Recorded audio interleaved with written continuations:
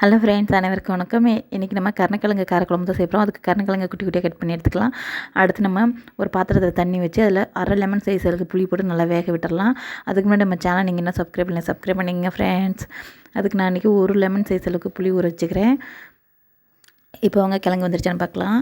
கிழங்கு வந்து பாருங்கள், இப்போ ஒரு அரை வேக்காடு தான் வந்திருக்கு. இன்னும் நல்லா வேகட்டும். இப்போ வாங்க நம்ம புளியை நல்லா கரைச்சி எடுத்துக்கலாம். உப்பு சேர்த்து கரைச்சி எடுத்துக்கலாம். அப்படின்னா சீக்கிரமாக கரைஞ்சிரும். அதுக்கு தான் பாருங்கள், இப்போ சூப்பராக கரைச்சி எடுத்துட்டேன். புளி இப்போ நல்லா கரைச்சாச்சு. இப்போ 2 தக்காளி, நல்ல பழமான தக்காளி எடுத்துக்கோங்க. மீடியம் சைஸில் நல்லா கரைச்சி எடுத்துக்கோங்க. அந்த தேவையில்லாத பகுதியெல்லாம் நம்ம கட் பண்ணி எடுத்துகிட்டு அப்புறமா நல்லா கரைச்சி எடுத்துக்கலாம். பாருங்கள், இப்போ நல்லா கரைச்சி எடுத்துகிட்டு இப்போ நான் வீட்டு மிளகாய்த்தூள் தான் ஃப்ரெண்ட்ஸ் சேர்க்குறேன். ஒரு 4-5 ஸ்பூன் அளவுக்கு சேர்க்குறேன். நீங்கள் ரொம்ப திக்காகவும் இல்லாமல் ரொம்ப தண்ணியாகவும் இல்லாமல் மீடியமாக கரைச்சி எடுத்துக்கோங்க. அப்போ தான் குழம்பு கரெக்டாக இருக்கும். உங்கள்கிட்ட சப்போஸ் வீட்டு மிளகாய்த்தூள் இல்லைனாக்கா தனி மல்லித்தூள், தனி மிளகாய்த்தூள் சேர்த்துக்குங்க, ஜீரகத்தூள் சேர்த்துக்குங்க, சோம்புத்தூள் இருந்தாலும் சேர்த்துக்குங்க ஃப்ரெண்ட்ஸ். இப்போ பாருங்கள், எல்லாத்தையும் நம்ம நல்லா கரைச்சி எடுத்துட்டோம். கரெக்டான பாதத்தில் இருக்குது. இப்போ கிழங்கு வந்துருச்சான்னு பார்க்கலாம். பாருங்கள் ஃப்ரெண்ட்ஸ், இப்போ கிழங்கு லைட்டாக அழுத்தி பார்த்திங்கன்னா உங்களுக்கு லைட்டாக டக்குன்னு உள்ளே போகிற மாதிரி இருக்கும். இப்போ ரெடி ஆகிடுச்சு. இப்போ பாருங்கள், இந்த அளவுக்கு கிழங்கு உடையிற மாதிரி இருக்கணும். இப்போ கிழங்கு உரமாக வச்சுட்டு நம்ம குழம்பு தாளிக்க ஆரம்பிச்சிடலாம். அடுப்பில் ஒரு வானல் சேர்த்துங்க. நல்லெண்ணெய் ஒரு 4 டீஸ்பூன் சேர்த்துக்குங்க. முடிஞ்ச அளவுக்கு மண் சட்டி அப்புறம் சின்ன வெங்காயம் வச்சு செய்யுங்க, ரொம்ப நல்லாயிருக்கும். அடுத்து வெந்தயம் 1/2 டீஸ்பூன், ஜீரகம் 1/2 டீஸ்பூன் சேர்த்துக்குங்க. வரமிளகாயை கிள்ளிட்டு சேருங்க ஃப்ரெண்ட்ஸ்.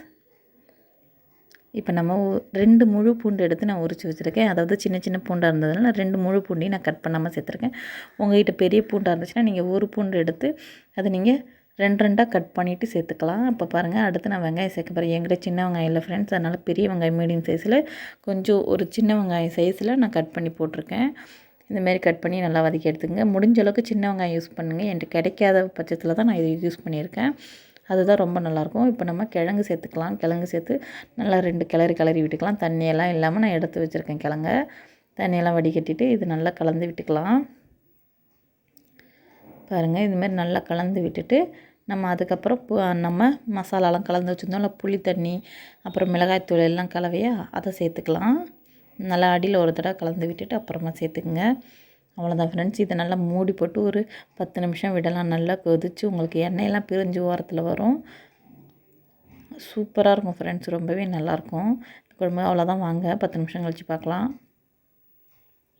பாருங்கள் ஃப்ரெண்ட்ஸ், 10 நிமிஷம் ஆகிடுச்சு. குழம்பு பாருங்கள், சூப்பராக ரெடி ஆகிடுச்சு. எண்ணெயெலாம் இது பாருங்கள், ஓரமெல்லாம் எண்ணெய் பிரிஞ்சிருக்கு நல்லாவே. இந்த சைடெலாம் பாருங்கள், எண்ணெய் நல்லா பிரிஞ்சிருக்கு குழம்புல. இப்போ நம்ம ஸ்டவ் ஆஃப் பண்ணிக்கலாம். இந்த வீடியோ பிடிச்சிருந்தா லைக் பண்ணுங்கள், ஷேர் பண்ணுங்கள், சப்ஸ்கிரைப் பண்ணுங்கள் ஃப்ரெண்ட்ஸ். ஓகே, பாய்.